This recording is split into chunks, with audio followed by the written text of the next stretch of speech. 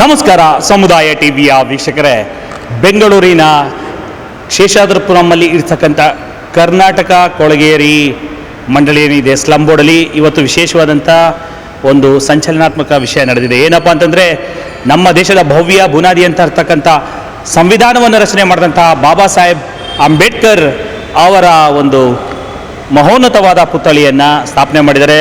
ಹಾಗೆ ಕಡು ಬಡವರು ಕೂಡ ಸೂರನ್ನು ಅನುಭವಿಸಬೇಕು, ಅವ್ರಿಗೂ ಕೂಡ ಒಂದು ನೆಲೆ ಇರಬೇಕು ಅಂತ ಆಶಯಗಳನ್ನ ಇಟ್ಕೊಂಡು ಅತ್ಯದ್ಭುತವಾದಂಥ ಸೇವೆಯನ್ನು ಮಾಡಿದಂಥ ಮಾಜಿ ಮುಖ್ಯಮಂತ್ರಿಗಳು ದೇವರಾಜ ಅರಸೂರ್ ಅವರ ಪ್ರತಿಮೆಯನ್ನು ಕೂಡ ಅನಾವರಣ ಮಾಡಿದ್ದಾರೆ.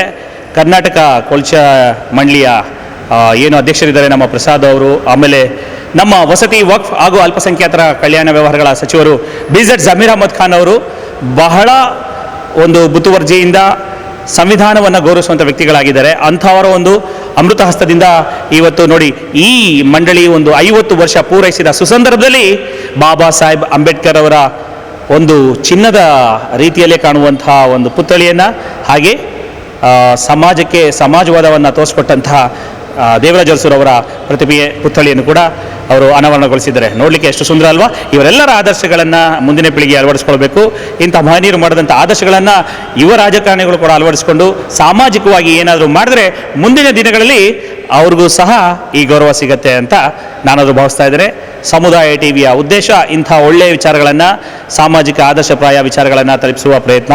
ವೀಕ್ಷಕ ದೇವರುಗಳು ಇಂಥ ವಿಷಯಗಳನ್ನು ಪ್ರೋತ್ಸಾಹಿಸಿ ಕಾಮೆಂಟ್ ಮಾಡಿ ಹಾಗೆಯೇ ಶೇರ್ ಮಾಡ್ತೀರಲ್ವಾ? ಕ್ಯಾಮ್ರಾಮನ್ ನಮ್ಮ ಆತ್ಮೀಯ ಸ್ನೇಹಿತರು ಶಿವರ್ ಅವರೊಂದಿಗೆ ನಾನು ನಿಮ್ಮ ಅಂಜನ್ ಕುಮಾರ್.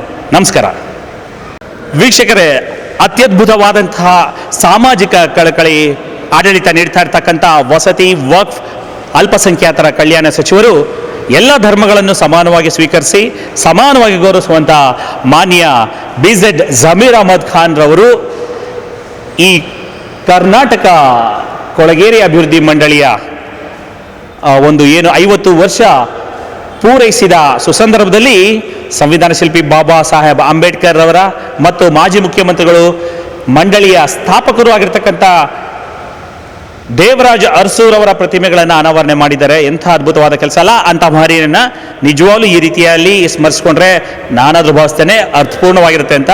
ಇದರೊಂದಿಗೆ ಮತ್ತೊಂದು ವಿಶೇಷತೆ ಏನು ಅಂತಂದರೆ, ಇಲ್ಲಿರ್ತಕ್ಕಂಥ ಎಲ್ಲ ಕಾರ್ಮಿಕರು, ನೌಕರರಿಗೆ ಸಂಬಂಧಪಟ್ಟಂಥ ಪರಿಶಿಷ್ಟ ಜಾತಿ ಮತ್ತು ಪರಿಶಿಷ್ಟ ಪಂಗಡಗಳ ಕಚೇರಿಯನ್ನು ಕೂಡ ಉದ್ಘಾಟನೆ ಮಾಡಿದ್ದಾರೆ. ಇದಲ್ಲವೇ ನಾವು ಬಯಸುವಂಥ ಭವ್ಯ ಸಮಾಜ, ಎಲ್ಲರಿಗೂ ಸಮಪಾಲು, ಎಲ್ಲರಿಗೂ ಸಮಬಾಳು, ಪ್ರತಿಯೊಬ್ಬನೂ ಕೂಡ ಸಮಾನತೆಯಿಂದ ಬದುಕಿದಾಗ ಮಾತ್ರ ಸಮಾಜ ಚೆನ್ನಾಗಿರುತ್ತೆ ಅಂತ ಬಾಬಾ ಸಾಹೇಬರ ಆಶಯ ಇಟ್ಕೊಂಡಿದ್ರು. ಆ ಆಶಯವನ್ನು ದೇವರಾಜ ಅರಸೂರ್ ಅವರು ಕೂಡ ನೆರವೇರಿಸಿದ್ದಾರೆ. ಈ ಎಲ್ಲ ವಿಚಾರಗಳನ್ನು ಇವತ್ತು ಪ್ರತಿಮೆಗಳ ಅನಾವರಣ ಮತ್ತು ಕಚೇರಿಯ ಅನಾವರಣದಿಂದ ಸಾಕಾರಗೊಳಿಸಿದ್ದಾರೆ ಮಾನ್ಯ ವಸತಿ ಸಚಿವರು.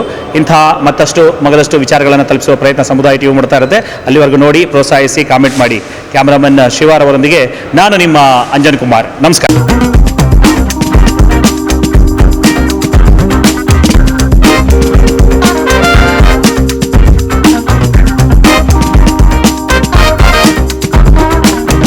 ನಮಸ್ಕಾರ ಸಮುದಾಯ ಟಿವಿಯ ವೀಕ್ಷಕರೇ, ಕರ್ನಾಟಕ ಕೊಳಗೇರಿ ನಿರ್ಮೂಲನಾ ಮಂಡಳಿ 50 ವರ್ಷ ಪೂರೈಸಿದ ಸಂದರ್ಭದಲ್ಲಿ 2 ವಿಗ್ರಹಗಳನ್ನು, ಅದು ಮಹೋನ್ನತ ವ್ಯಕ್ತಿಗಳಾದಂಥ ಬಾಬಾ ಸಾಹೇಬ್ ಅಂಬೇಡ್ಕರ್ ಮತ್ತು ಈ ಸಂಸ್ಥೆಯನ್ನು, ಈ ಒಂದು ಬೋರ್ಡನ್ನು ಸ್ಥಾಪನೆ ಮಾಡಿದಂಥ ದೇವರಾಜ ಅರಸೂರ್ ಅವರ ಪುತ್ಥಳಿ ಅನಾವರಣ ವಿಚಾರಗಳನ್ನು ತೋರಿಸಿದ್ದೀವಿ.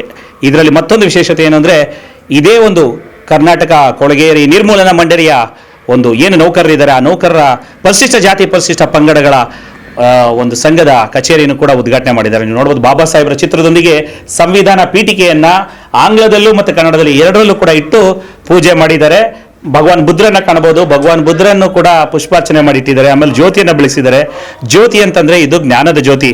ಬಾಬಾ ಸಾಹೇಬರು ಯಾವಾಗಲೂ ಹೇಳ್ತಾ ಇದ್ರು, ಪ್ರತಿಯೊಬ್ಬ ದಲಿತನ ಮನೆಯಲ್ಲಿ ಜ್ಞಾನದ ದೀವಟಿಗೆ ಇರಬೇಕು, ಮೌಢ್ಯ ಹೋಗಬೇಕು, ಮೂಢನಂಬಿಕೆಗಳು ಹೋಗಬೇಕು, ನಮ್ಮನ್ನು ಕಾಯುವುದು ಕೇವಲ ವಿದ್ಯೆ ಮಾತ್ರ, ನೀವು ಶಿಕ್ಷಣದಿಂದ ಸಂಘಟಿತರಾಗಿ ನಂತರ ಹೋರಾಡಿ ಅಂತ ಹೇಳಿದರು. ಅದೇ ಒಂದು ಸಹಕಾರವನ್ನು ಇವತ್ತು ಮಾಡಿದ್ದಾರೆ.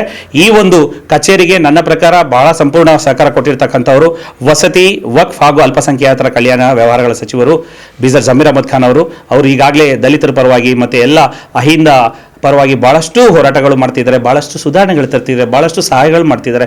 ಇಲ್ಲೇನೋ ಆದರೆ ಅಲ್ಲಿಗೋಗ್ತಾರೆ, ಅಲ್ಲೇನೋರು ಇಲ್ಲಿಗೆ ಬರ್ತಾರೆ, ಪ್ರತಿಯೊಂದು ಕಡೆನೂ ಹೋಗಿ ಅವರು ಮಾಡ್ತಿದ್ದಾರೆ. ಇತ್ತೀಚೆಗೆ ಈ ಸಂದರ್ಭದಲ್ಲಿ ಸ್ಮರಿಸ್ಕೊಳ್ಬೇಕು, ಅವರು ಕೊಳಗೇರಿ ವಿಚಾರಗಳವಾಗಿ ಯಲಹಂಕದಲ್ಲಿ ಹೋಗ್ಲಿಲ್ಲ ಪ್ರಾಬ್ಲಮ್ ಆಯಿತು ಅಂದರೆ ಹೋಗಿ ಖುದ್ದಾಗಿ ಸ್ವಯಂ ಪ್ರೇರಿತವಾಗಿ ಡಿಸಿಷನ್ ತಗೊಂಡು ಸಚಿವರ ಹತ್ರ ಮತ್ತು ಉಪಮುಖ್ಯಮಂತ್ರಿಗಳ ಹತ್ರ ಮಂತ್ರಿಗಳ ಹತ್ರ ಎಲ್ಲರ ಹತ್ರ ಮಾತಾಡಿ ಅವ್ರಿಗೆಲ್ಲನೂ ಹಕ್ಕುಪತ್ರಗಳು ಕೊಡೋದಕ್ಕೆ ಎಲ್ಲ ವ್ಯವಸ್ಥೆ ಮಾಡ್ತಾ ಇದ್ದಾರೆ. ಇಂಥ ಒಂದು ನಿರ್ಧಾರ ತಗೊಳ್ಳುವಂಥ ಸಚಿವರುಗಳು ಮತ್ತು ಈ ಚೇರ್ಮನ್ರು ನಮ್ಮ ಪ್ರಸಾದ್ ಅಬ್ಬಯ್ಯನವರು ಅವರು ಅಷ್ಟೇ ಭಾಳ ಶ್ರಮಜೀವಿ, ಬಾಬಾ ಸಾಹೇಬ್ ತತ್ವ ಸಿದ್ಧಾಂತಗಳನ್ನು ಅಳವಡಿಸ್ಕೊಂಡಿದ್ದಾರೆ. ಅವರಿಬ್ಬರ ಒಂದು ಸಮ್ಮುಖದಲ್ಲಿ ಅವರೆಲ್ಲ ಏನು ಈ ಬೋರ್ಡಿನ ನೌಕರರು ಸೇರಿಕೊಂಡು ಈ ಒಂದು ಕಚೇರಿ ಮಾಡ್ಕೊಂಡಿದ್ದಾರೆ. ಬನ್ನಿ ಅವರಿಗೆ ನಮ್ಮ ಸಮುದಾಯ ಟಿ ವತಿಯಿಂದ ಶುಭಾಶಯಗಳು ತಿಳಿಸ್ತಾ ಈ ಒಂದು ಸಂಘದ ಅಧ್ಯಕ್ಷರಾಗಿರ್ತಕ್ಕಂಥ ಇಲ್ಲಿ ಸದ್ಯದರಿಯ ಒಂದು ಮ್ಯಾನೇಜರ್ ಹುದ್ದೆಯನ್ನು ಅಲಂಕರಿಸಿರ್ತಕ್ಕಂಥ ಫಕೀರಪ್ಪನವರಿದ್ದಾರೆ. ಅವ್ರನ್ನ ಮಾತಾಡಿಸಿ ಈ ವಿಶೇಷತೆಗಳನ್ನು ಕೇಳಿ ತಿಳ್ಕೊಡೋಣ. ಅಣ್ಣ ನಮಸ್ಕಾರ. ನಮಸ್ತೆ ಸರ್. ಹೇಳಿ ನಿಮ್ಮ ಹೆಸರು, ನಿಮ್ಮ ಪರಿಚಯ ನಮ್ಮ ವೀಕ್ಷಕರಿಗೆ. ಸರ್, ನನ್ನ ಹೆಸರು ಫಕೀರಪ್ಪ ಅಂತ. ನಾನಿಲ್ಲಿ ಮ್ಯಾನೇಜರ್ ಆಗಿ ಕೆಲಸ ಮಾಡ್ತಾ ಇದ್ದೀನಿ ಬೋರ್ಡಲ್ಲಿ. ಸೊ ನಮ್ಮ ಮಂಡಳಿ ಸ್ಥಾಪನೆ ಆಗಿ ಇಲ್ಲಿಗೆ 50 ವರ್ಷ ಪೂರ್ಣ ಆಗಿದೆ. ಸೊ ಇಷ್ಟು ವರ್ಷವಾದರೂ ಕೂಡ ಭಾರತ ಸಂವಿಧಾನ ಕರ್ತೃ Bharat Ratna doctor B R Ambedkar ಅವರ ಪ್ರತಿಮೆ ಕೂಡ ಇರಲಿಲ್ಲ ಇಷ್ಟು ವರ್ಷ ಆದರೂ ಕೂಡ. ಸೊ ಆ್ಯಕ್ಚುಲಿ ನಾವು ಹೇಳ್ತೀವಿ ಸರ್ಕಾರಿ ಕೆಲಸ ಅಂದರೆ ದೇವ್ರ ಕೆಲಸ ಅಂತ. ಸೊ ಅದನ್ನು ನಮ್ಮ ವಿಧಾನಸೌಧದ ಮೇಲೆ ಕೂಡ ಬರೆದಿದ್ದಾರೆ. ಸೊ ಅಂಥದ್ರಲ್ಲಿ ಆ ನಿಟ್ಟಿನಲ್ಲಿ ನಾವು ನೋಡಿದಾಗ ಸರ್ಕಾರಿ ಕೆಲಸ ದೇವ್ರ ಕೆಲಸ ಅಂದಮೇಲೆ ಸರ್ಕಾರಿ ಕಚೇರಿಗಳು ಕೂಡ ಒಂದು ದೇವಾಲಯಗಳಿದ್ದಂಗೆ ಅಲ್ವಾ. ಸೊ ಆ ನಿಟ್ಟಿನಲ್ಲಿ ನಮ್ಮ ಕಚೇರಿ ಇಲ್ಲಿವರೆಗೂ ಒಂದು ದೇವರಿಲ್ಲದ ದೇವಾಲಯ ಥರ ಆಗೋಗಿತ್ತು ಅಂತ ನನಗನ್ಸುತ್ತೆ. ಸೊ ಇವತ್ತು ನಾವು ಆ ದೇವರನ್ನು ಪ್ರತಿಷ್ಠಾಪನೆ ಮಾಡಿದ್ದು ನಮಗೆ ತುಂಬ ಖುಷಿ ಆಗೋ ವಿಚಾರ. ಸೊ ಆ ಸುಸಂದರ್ಭದಲ್ಲಿ 50 ವರ್ಷ ಕಳೆದರೂ ಕೂಡ ನಮ್ಮ ಮಂಡಳಿಯಲ್ಲಿ ಈ ನಮ್ಮ SC/ST ಎಂಪ್ಲಾಯೀಸ್ ಅಸೋಸಿಯೇಷನ್ ಕೂಡ ಇರಲಿಲ್ಲ. ಸೊ ಇದೇ ಒಂದು ಒಳ್ಳೆ ಸಮಯ ಅಂದ್ಕೊಂಡು ನಾವು ಕಚೇರಿಯನ್ನು ಕೂಡ ರೆಡಿ ಮಾಡ್ಕೊಂಡಿದ್ವಿ. ನಮ್ಮ ಮಾನ್ಯ ಅಧ್ಯಕ್ಷರಾದ ಪ್ರಸಾದ್ ಅಬ್ಬಯ್ಯ ಸಾಹೇಬ್ರ ಸೂಚನೆ ಮತ್ತು ಸಹಕಾರದೊಂದಿಗೆ, ಹಾಗೆಯೇ ವಸತಿ ಸಚಿವರಾದ ಜಮೀರ್ ಅಹಮದ್ ಖಾನ್ ರವರ ಅಮೃತಾಸ್ತಿಯಿಂದ ಇವತ್ತು ನಮ್ಮ ಕಚೇರಿಯನ್ನು ಉದ್ಘಾಟನೆಗೊಳಿಸಿದ್ದಾರೆ. ನಮ್ಮ ನೌಕರ ಸಂಘದ ಪರವಾಗಿ ಅವ್ರಿಗೂ ಹಾಗೂ ಅಧ್ಯಕ್ಷರಿಗೂ ಧನ್ಯವಾದಗಳನ್ನು ತಿಳಿಸ್ತೇವೆ. ಹಾಗೂ ಇದೆಲ್ಲ ಮುಂದಿನ ದಿನಗಳಲ್ಲಿ ನಮ್ಮ ನೌಕರಿಗೆ ಮತ್ತು ಅಧಿಕಾರಿಗಳಿಗೆ ಸಂಬಂಧಪಟ್ಟ ಕುಂದುಕೊರತೆಗಳನ್ನು ಬಗೆಹರಿಸಿಕೊಳ್ಳಲು ಇದೊಂದು ಪ್ಲಾಟ್ಫಾರ್ಮ್ ಆಗಿರ್ತದೆ ಅಂತ ನಾವು ನಂಬಿಕೊಂಡು ಇದನ್ನು ಒಳ್ಳೆ ರೀತಿಯಲ್ಲಿ ಬಳಸ್ಕೊಳ್ತೀವಿ ಅಂತ ಈ ಮೂಲಕ ತಿಳಿಸ್ತೇನೆ. ಭಾಳ ಅದ್ಭುತ. ನೀವು ಹೇಳಿದ್ದು ಭಾಳ ಸಂತೋಷ ಆಯಿತು ನಮಗೆ. ದೇವರಿಲ್ಲದ ದೇವಾಲಯವಾಗಿತ್ತು ಇಷ್ಟು ದಿನ, ಇವಾಗ ದೇವರು ಬಂದಿದ್ದಾರೆ ಅಂತ. ಹೀಗೆ ಇನ್ನೂ ಹೆಚ್ಚಿನ ರೀತಿಯಲ್ಲಿ ಬಾಬಾ ಸಾಹೇಬರ ಸಿದ್ಧಾಂತಗಳನ್ನು ಅಳವಡಿಸ್ಕೊಂಡು ನೀವು ಸಹ ಹೆಚ್ಚಿನ ಹಣಕ್ಕೆ ಆಗಲಿ ಇನ್ನೊಂದು ಆಮಿಷಗಳಿಗೆ ಆಸೆ ಪಡದೆ ಇಲ್ಲಿ ವಸತಿ ಸೂರನ್ನು ಬಯಸಿ ಬರುವಂಥ ಕಡು ಬಡವರಿಗೆ ಒಂದು ಪಾರದರ್ಶಕತೆಯಿಂದ ಮನೆಗಳನ್ನು ನೀಡಬೇಕು ಅಂತ ಎಲ್ಲ ನಮ್ಮ ಸಮುದಾಯ ಟಿವಿಯ ವೀಕ್ಷಕರ ಪರವಾಗಿ ತಮ್ಮನ್ನು ಮನವಿ ಮಾಡ್ಕೊಳ್ತಾ ಇದ್ದೀವಿ. ಖಂಡಿತ ಸರ್.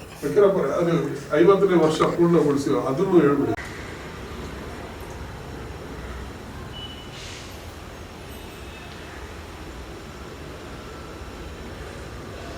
ಓಕೆ, ಒಂದು ಫೋಟೋ